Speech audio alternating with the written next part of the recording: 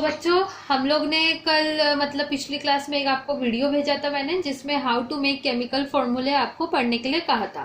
तो how to make chemical फॉर्मूले उसमें दो तरीके से सिखाया था। एक तो सिर्फ आप लोग के दो एलिमेंट्स दिए हुए हैं, सपोज कोई फॉर्मूला, कोई कंपाउंड का नाम दिया है, स्पेलिंग दिया है जिंक क्लोराइड।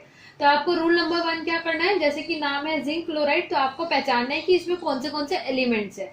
जिंक क्लोराइड मतलब पहला एलिमेंट है आपका जिंक, दूसरा एलिमेंट है आपका क्लोराइड मतलब क्लोरीन। ठीक है, ऑलवेज रिमेंबर कि हम पहले इलेक्ट्रोपॉजिटिव एलिमेंट मेटल का नाम लिखते हैं, फॉलोड बाय इलेक्ट्रोनेगेटिव या नॉन मेटल का नाम। और हमेशा अगर सिंगल एलिमेंट होगा तो सफिक्स लगता है आईडीई। ठीक है, आईडीई सफिक्स लगता है अनायन के नाम के पीछे। तो आपका जिंक है, उसका सिंबल Zn लिखोगे, क्लोरीन है, उसका सिंबल Cl लिखोगे। Step number 1। इसके बाद क्या करोगे, इन दोनों की वैलेंसीज इन दोनों के ऊपर लिखोगे। ठीक है, तो मैंने उल्टा लिखा हुआ है, ध्यान दो।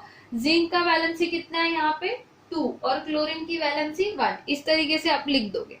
Step number 3, you have to cross multiply the valencies. तो आपको फॉर्मूला मिलता है ZnCl2। तो जिंक क्लोराइड का फॉर्मूला क्या मिला, ZnCl2। वैसे ही अगर कहा आपको जिंक ऑक्साइड का फॉर्मूला लिखना है, तो आपने क्या किया, जिंक मतलब Zn है, उसका सिंबल लिख लिया। ऑक्साइड मतलब ऑक्सीजन है, O, उसका सिंबल लिख लिया। अब इन दोनों के ऊपर आप इनके दोनों के वैलेंसीज को लिखोगे। Zn की वैलेंसी 2, ठीक है, ऑक्सीजन की वैलेंसी 2, क्रॉस मल्टीप्लाई किया तो Zn2O2 मिला।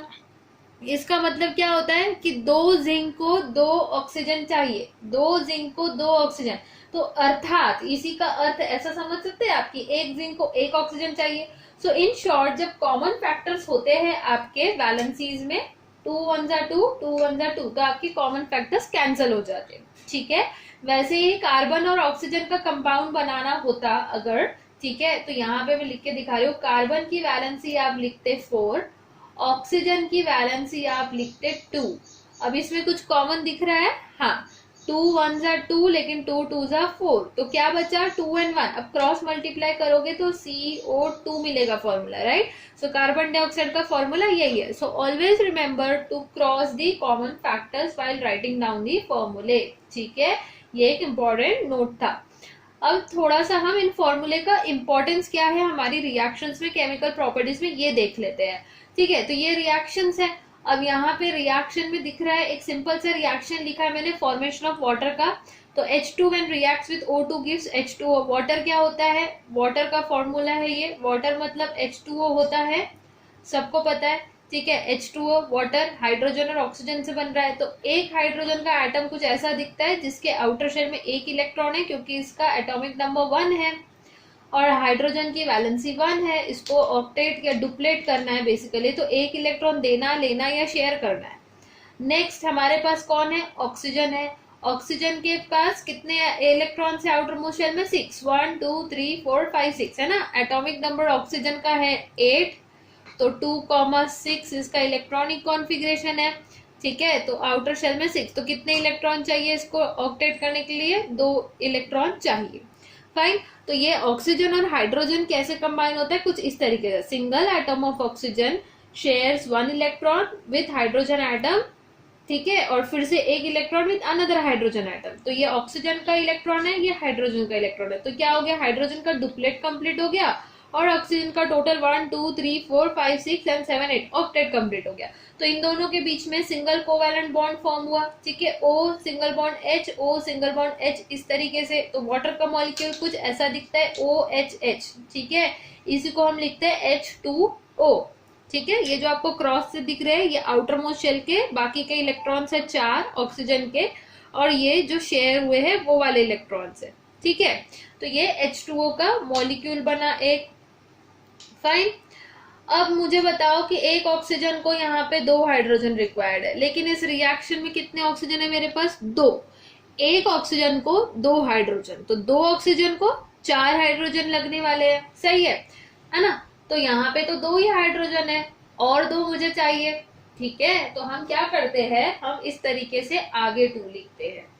आप पीछे 2 ना लिखते हुए उसके आगे 2 लिखोगे। ओके, तो और उसी तरीके से आप देखोगे कि यहाँ पे अभी 2 2 4 हाइड्रोजन हो गए, यहाँ पे 2 ऑक्सीजन है। लेकिन अगर आप इस साइड देखो, ठीक है, ये दो चीजें कंबाइन हो रही है तो ये हमारे हैं रिएक्टेंट्स। क्या है? रिएक्टेंट बोलते हैं जो एक दूसरे से चीजें रिएक्ट करती है।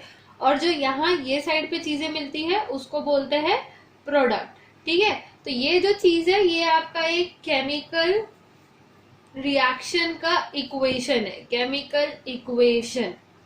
Okay, so hydrogen and oxygen are combining to form water is a reaction, जिसको हमने रिप्रेजेंट किया सिंबल्स की हेल्प से। तो ये सिंबल्स की हेल्प से जो रिप्रेजेंटेशन है रिएक्शन का उसको बोलते हैं केमिकल इक्वेशन। इस इक्वेशन में या रिएक्शन में जो लेफ्ट हैंड साइड पे चीजें रिएक्ट होती है उनको बोलते हैं रिएक्टेंट, जो आपको राइट हैंड साइड पे फाइनल चीजें मिलती है उनको बोलते हैं प्रोडक्ट्स। ठीक है, तो रिएक्टेंट पे जितने एटम है किसी भी एलिमेंट के उतने ही प्रोडक्ट उसके एटम्स होने चाहिए। तो यहाँ पे मेरे पास हाइड्रोजन जो है 2 × 2 4 हो चुका है, ऑक्सीजन 2 है, लेकिन उधर एक ही ऑक्सीजन है और 2 ही हाइड्रोजन है, तो इसका भी नंबर मुझे ट्वाइस करना है। तो इन शॉर्ट क्या करना होगा, इधर भी 2 लगाना है। अब यहाँ पे 2 हाइड्रोजन के मतलब 2 × 2 4 हाइड्रोजन के एटम, 2 ऑक्सीजन और मेरे को 2 बारी वाटर मॉलिक्यूल मिल रहा है। तो कुछ इस तरीके से मिलेगी चीजें, यहाँ पे एक और ऑक्सीजन होगा इस तरीके से, ठीक है, और ये यहाँ पे कंबाइन हो रहा होगा हाइड्रोजन से। ठीक है, तो ये हमारा जो टोटल प्रोडक्ट है वो ये चीज है, दिख रहा है, ये हमारे प्रोडक्ट है। तो मेरे को 2 पानी के मॉलिक्यूल मिले हैं। ठीक है, कब? जब 2 हाइड्रोजन फिर से 2 हाइड्रोजन 2 अलग अलग ऑक्सीजन के एटम से रिएक्ट करेंगे। Okay, so this is the way in which we need to write a chemical equation and this is the way in which we have to balance the chemical equation। ये जो number 2 डाल के मैंने यहाँ पे चीज की, इसको बोलते हैं बैलेंसिंग द इक्वेशन। क्यों बैलेंस करना जरूरी है? क्योंकि एटम्स कभी भी गायब तो होंगे नहीं रिएक्शन में, जितने रिएक्टेड में उतने ही प्रोडक्ट में मिलना चाहिए। ठीक है, अब कोई क्वेश्चन है, सपोज आपके पास जिंक क्लोराइड का फॉर्मूला तो बनाना आ गया, लेकिन अगर मैंने बोला कि जिंक कार्बोनेट का फॉर्मूला बनाओ या जिंक सल्फेट का फॉर्मूला बनाओ, फिर आप क्या करोगे? सपोज मैंने बोला zinc sulphate, okay, zinc sulphate, तो जिंक सिंबल से पहले सिंबल लिखना है जरूरी हमें, एलिमेंट्स पहचान के। तो जिंक मतलब जिंक का सिंबल Zn, सल्फेट मतलब कौन सा एलिमेंट? सल्फेट तो कोई एलिमेंट है ही नहीं, सल्फर है, उसके पीछे सफिक्स लगेगा IDE, तो एलिमेंट बनेगा सल्फाइड, IDE है ना, पर ये सल्फेट है। तो सल्फेट का जो आयन होता है वो होता है SO4। ठीक है, SO4 ग्रुप को हम सल्फेट बोलते हैं, कार्बोनेट ग्रुप को CO3 बोलते हैं, नाइट्रेट ग्रुप को NO3 बोलते हैं, हाइड्रो ऑक्साइड ग्रुप को OH बोलते हैं। ठीक है, तो आपको एक टेबल सेंड किया था मैंने, उसमें ये सारी चीजें दी हुई है। तो जिंक के ऊपर आप लिखोगे वैलेंसी 2। अब ये कोई एलिमेंट नहीं है तो इसकी वैलेंसी कैसे पता मुझे सल्फर की अलग से पता है 2, ऑक्सीजन की पता है 2, लेकिन सल्फेट की पता है क्या? नहीं। तो यहाँ पे हम अलग कंसेप्ट यूज करते हैं जिसको हम बोलते हैं ऑक्सीडेशन स्टेट या फिर ऑक्सीडेशन नंबर। ओके, तो oxidation number is nothing but number of electrons to be gained और donated followed by a charge. अगर इलेक्ट्रॉन लेगा तो माइनस चार्ज आएगा, नेगेटिव चार्ज आ रहा है ना। अगर इलेक्ट्रॉन डोनेट करना है तो इलेक्ट्रॉन लॉस हो रहे हैं, नेगेटिव चार्ज लॉस हो रहा है तो पॉजिटिव चार्ज आएगा। ठीक है, तो इस वजह से हमारे पास 2 तरीके के ऑक्सीडेशन होते हैं, पॉजिटिव भी होते हैं, नेगेटिव भी होते हैं।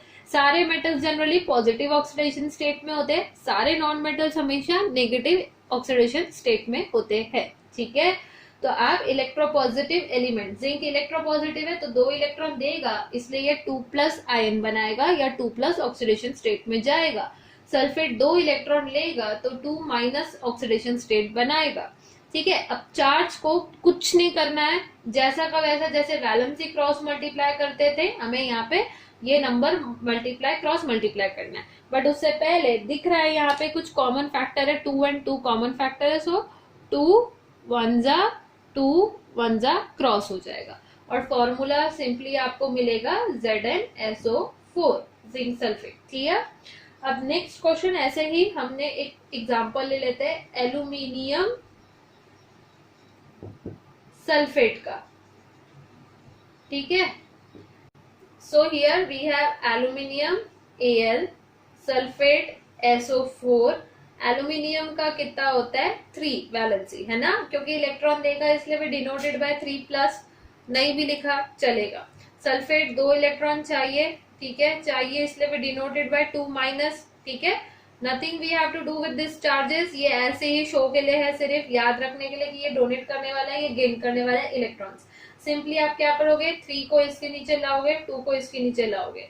अब कैसे लाओगे, एल्यूमिनियम के नीचे 2 आ गया, इजी, लेकिन सल्फेट के नीचे 3 क्या ऐसे लिखोगे क्या, 43 हो जाएगा। You can not do it like that, ऐसे लिखोगे क्या 3 क्या नीचे लटक रहा है, नहीं, तो आप ऐसा भी नहीं कर सकते, ठीक है। तो ये 3 पूरे इसके लिए है ना, पूरे सल्फेट के लिए 3 है, ठीक है। तो आपको इस पूरे सल्फेट को इस तरीके से ब्रैकेट में डालना होता है और फिर नीचे 3 लिखना होता है, फाइन।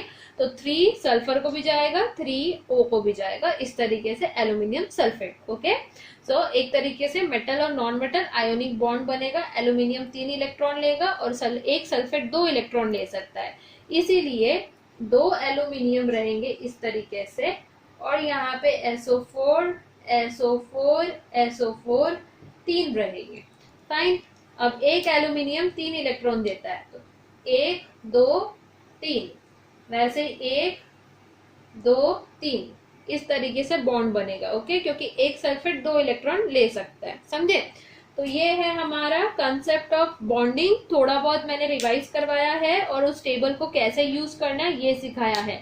अब मैं आपको कुछ क्वेश्चंस फॉरवर्ड कर रही हूँ, try to solve those questions so that आप लोग फॉर्मूले बनाना उस टेबल की हेल्प से सीख जाओ, और साथ में हम अगली क्लास में हमारे केमिकल प्रॉपर्टीज ऑफ मेटल्स को इन डिटेल शुरू कर देंगे। So first property would be metals with oxygen, how do metals react with oxygen. यहाँ पे मैंने non metal hydrogen with oxygen सिखाया, वैसे हम मेटल सीखेंगे, sodium, lithium, potassium and so on, fine. चलो, have a good day, take care, thank you, bye bye.